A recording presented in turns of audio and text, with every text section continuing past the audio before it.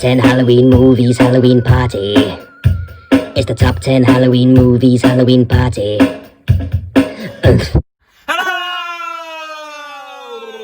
And welcome back to the top 10 Halloween movies, a Halloween party. Yay! Can't wait! Yeah, and please like and subscribe to our channel so you can see all the stuff we've got coming up and all the stuff we did in the past, because it's all amazing, isn't it? It is absolutely brilliant. We really are the guys, aren't we? We are, yeah. What a good time we're having. I know. And we're about to have an even better time, because we're going to talk about Tobe Hooper's The Texas Chainsaw Massacre. One of my all-time favourite horror films, the original and best. Forget about the shitty remake. Oh God, Jesus Christ.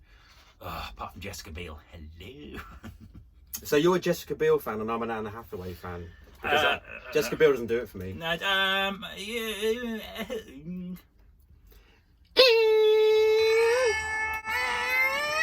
That's the chosen noise for the Texas Chain Saw Massacre. Is that... that's not Texas Chain Saw Massacre. There you go, I just did it perfectly. I just like to do that sometimes.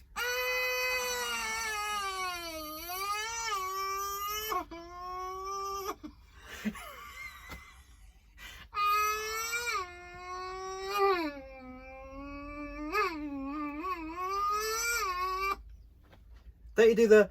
No. No, I go.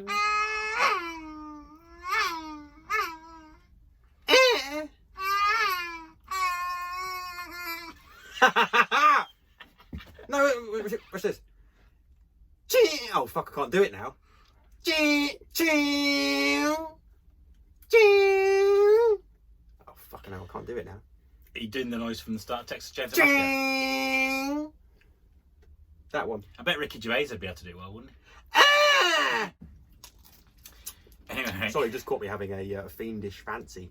Go and get them in the co-op, they're amazing. So, Texas Chain Saw Massacre, it tells the story of 5 youths, among whom is Sally Hardesty, who's played by Marilyn Burns, and her invalid, wheelchair-bound brother, Franklin. Why is that funny? I don't know, sorry. Who is played by funny.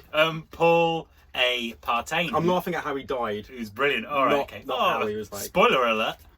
So the Texas Chain Saw Massacre, it centres on 5 young friends, among them Sally Hardesty, played by Marilyn Burns, and her invalid, wheelchair-bound brother, Franklin, played by Paul A. Partain, and they are travelling to rural Texas to visit the home of Sally and Franklin's late grandfather. But unfortunately for them, there nearby lives a family of inbred cannibals who they happen to bump into, and it doesn't end well. And among the inbreds is the iconic and very terrifying Leatherface, played by Gunnar Hansen.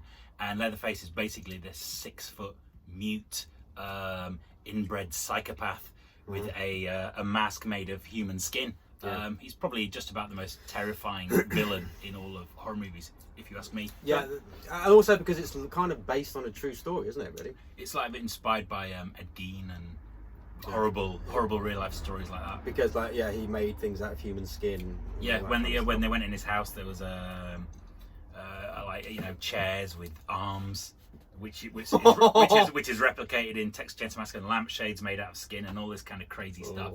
So the film was kind of based on that in a way. Foreskin hot water bottle. Exactly, yeah. Well, doesn't everyone have one of those? What's wrong with a foreskin hot water bottle? Anyway, right. Yeah, do you want to know something interesting? Gunnar Hansen, when he was preparing for the role, he actually went to mental hospitals and spent time there to watch them, to give him an idea of how to play the character. Really? Yeah, because it is a very good performance, isn't it? Even though he spent the whole film with his mask on, you really get a feel for like the character and stuff. Never see him. No. Has he been in anything else? Oh yeah, he made, like, he ended up in sort of a lot of low budget horrors, you know. Like, he never had a big career, but he was like, he played off his name. Yeah, a lot of the time people would get him in the film and then make a point of him having a chainsaw at some point. I see. So I'm never going to escape this role. So, like, he never became a big success or anything, but he had a acting career throughout his life. He's dead now, unfortunately. Big Icelandic guy he was. Everyone's dead. Yeah, they are, aren't they? Including us. Heath Ledger. Yeah. Problem Child, The guy out Problem Child is dead. Is he? Guy that plays the dad. Oh, yes. He's dead, yeah. No, unfortunately, the Problem Child himself is alive and well.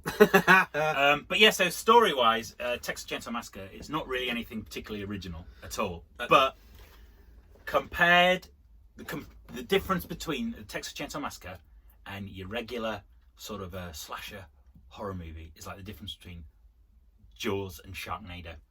It is just absolutely everything about it is brilliant. Right from the the opening sequence, that amazing opening sequence with the the creepy sound effect, and you just see the hands. How do you do the noise?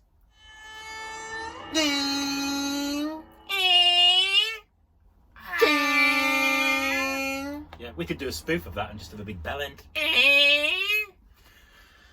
Maybe not. Anyway, yeah. And then you get that, and then you cut to that crazy shot in the graveyard of like the the mutilated corpse sitting on the gravestone. Oh yeah. Yeah, and then there's all these images of like solar flares on the sun going off, and the music is just going completely mental the whole time. It just sounds like someone going ballistic with, I don't know, beating the living daylights out of a washboard or something with a saucepan. The music is just absolutely. Yeah, it's all like sticks going. Yeah, just really, yeah. Like bones being hit together. Yeah. Just really, really creepy, strange, like unnerving sounds, that are just designed to put you on edge and make you feel a bit uncomfortable. And the whole film's kind of like that, really. Like the camera angles and so on. It's all designed to make you feel a little bit queasy and put you off balance and so on. Yeah, make you feel like you're a voyeur in something that's kind of actually happening. Yeah, like you're right in there with them. Yeah. Oh. And even especially when she thinks she's safe with the policeman and they're all in it together and everything.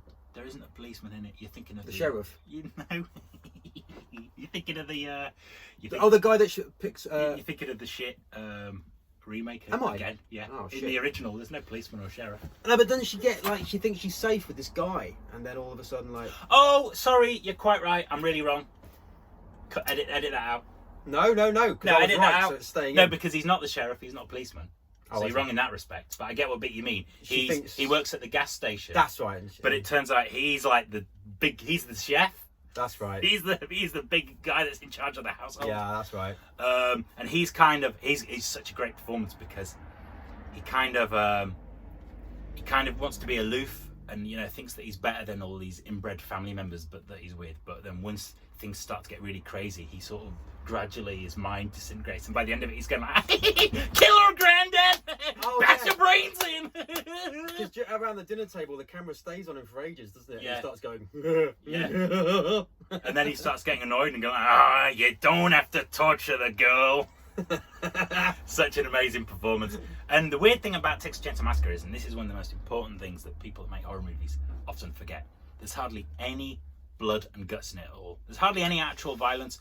Almost all the deaths take place off camera. When you first meet Leatherface, that amazing scene when he just suddenly steps out. No, he just suddenly steps out and just goes bunk, and the guy's on the floor. And then he drags him away, shuts the door, and like the music goes. The great big metal door, yeah. But you hardly ever see anyone actually. Even the meat hook going in the back, you don't see it. No. The guy that gets chainsawed, you don't see it. And that was probably just a budget thing. They didn't have the money for the effects, but it really works. They probably blew it all on the balloon head lights and all this kind of stuff. Yeah, exactly. Yeah, all of that. And that's why the film was such a nightmare for the BBFC, British Board of Flipping Clots. British Board of Film Certificates, something like that. Back in the day, they used to cut the hell out of horror movies, and they couldn't cut Texas Chainsaw Massacre. Yeah, because I suppose there's nothing to. James Furman, who was in charge of the BBFC at the time, total bellend, he was like, we can't cut Texas Chainsaw Massacre. We tried cutting it, and there's nothing to cut. It's just this relentless terror all the way through. So they just banned it instead. Yeah.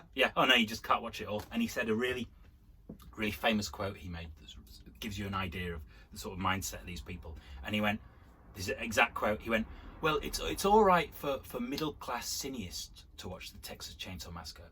But just imagine what would happen if a factory worker in Manchester got his hands on it." That's a real quote. What, he would just go on a killing spree? What a patronising arsehole. These were the people that were in charge of horror movies back in the day. That's why they used to get cut to ribbons. And that's why Texas Chainsaw Massacre and The Exorcist and all these great Driller films Killer were banned. Yeah, for so long you just couldn't see him. Which I also have. I've also got Driller Killer in there somewhere. I think it's extra only falls on horses. It's an interesting little bill. And unfortunately, sort of Tobe Hooper only died a few years ago. Texas Chain Saw Massacre wasn't his debut film. He did one before it called Eggheads that hardly anyone's even heard of, let alone seen. No.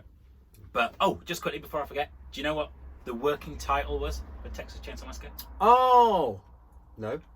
Head Cheese. That's it. No, I knew I was going to say cheese, but I thought that was another one. Yeah. Were you thinking knob cheese? No, I was thinking of like Clockwork Orange was going to be called something, wasn't it? Was it? Else like cheese? Was it cheese? Yeah, I swear to God. Always with the cheese. I don't know. Yeah, head cheese though, because there's a bit when the guy, the hitchhiker's in the car, and he's going like, "Yeah, we bash him up, and that's because we make head cheese." And that's what it was in reference to, but head cheese. Head cheese. Wouldn't have had quite the same cultural impact, would it?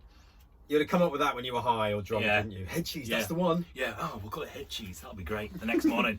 What the fuck? But yeah, Tobe Hooper. So it was only his second film. Absolutely incredible. Perfect film. Masterpiece.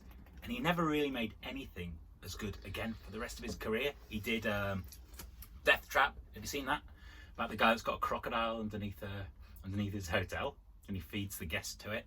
That's quite a good film. No, I've seen Alligator with the escaped alligator in New York. Yeah, no, that's a great film. Yeah, but that's not Tobe Hooper. Yeah, and Funhouse Tobe Hooper did. He did Salem's Lot. Oh, really? Okay, yeah. they're good. Yeah, Funhouse they're good. Yeah, they're Salem's good. Lot. But they're not Texas Chain Saw Massacre. And he did Poltergeist. But there's obviously a lot of debate. A lot of people think Steven Spielberg was just calling the shots on that. And Tobe Hooper never really did anything as good as Texas Chain Saw Massacre ever again. And then his later career, from about the mid-80s onwards, was just one failure after another. So he really, in a way, he wasn't a one-hit wonder, but he really struck gold, and he never again.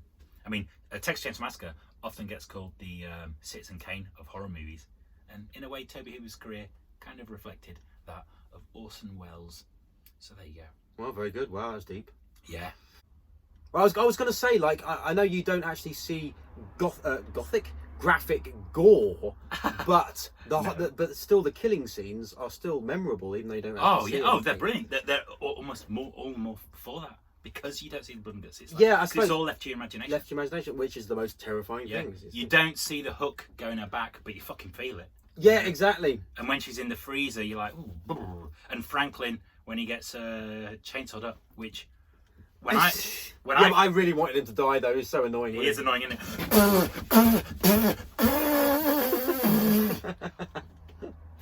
You felt that though. I felt it in my gut when he went like that. It's horrible, isn't it? And he's going, oh, it's really brutal. Even though you don't see it, it kind of really upset me the first time I watched it. Well, maybe got a bit cold. And then the dinner party scene at the end. And do you know what's really disturbing about that? Just how disturbing it is in a way. Yeah. I mean, you don't see anything. No one dies. Yeah, but it goes on for ages. Yeah, it's just like, oh god, this is so intense. Yeah. And when they're trying to get the old man who can hardly move to hit her over the head with a hammer into a bucket. Sucking on a finger. They cut a finger for real, you know. That shoot, that dinner party scene took about 2 whole. They just did it relentlessly for about 48 hours. Just filmed and filmed and filmed and filmed. So when you see them all losing their minds, they're doing it for real. And it was the middle of a Texan heat wave. So they're all absolutely going ballistic, and they were trying to do an effect where they cut a finger, and in the end, the director just went like that. Just cut a fucking finger. No, she would have had to have. What, on a film like that? In those days, you'd at least ask her first. Do you mind if we just went for it? They just did it. Yeah. Wow. Yeah. Those were the days. Don't make films like that anymore. Wish they did. Right? Should we call it a day? Oh, okay. Yeah. That was an abrupt ending. A bit like the ending of Texas Chain Saw Massacre, because if you remember, he's dancing about with a chainsaw, and it just suddenly... Which is my favourite bit. Yeah, and it just suddenly goes blank, like this.